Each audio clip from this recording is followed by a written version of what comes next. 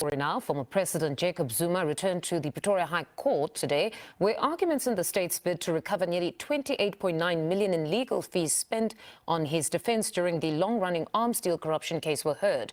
The courtroom was tense as lawyers for the presidency and the state attorney argued that Zuma was never entitled to tax-funded legal support, citing a 2024 Supreme Court of Appeal ruling that ordered him to reimburse the state. So Jacob Zuma ended up losing this entire case, and he was ordered to repay the money.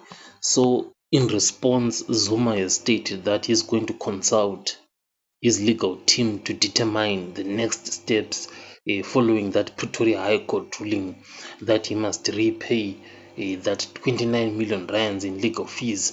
So Zuma is showing that he is not yet accepted this ruling, and he intends to push back this ruling, maybe appeal it. So Zuma's legal team, they stated, that they do not have the financial capacity to settle this debt in full. But however, the courts are saying, no, that's not a problem. We'll simply attach the nkandla and just take your pension. So Zuma has a couple of options that he has. The first one is appealing the ruling.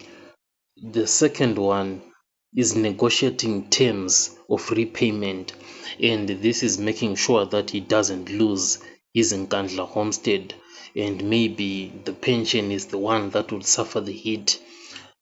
On top of that, there is good news for Jacob Zuma, and it is that a number of his MK members on social media, they were calling, for a bank account to be put out there so that they can throw in whatever funds they have, to repay that 29 million rands. So those are the options that he has.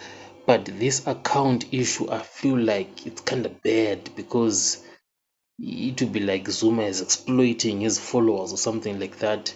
So the best option that I think he has is appealing the ruling.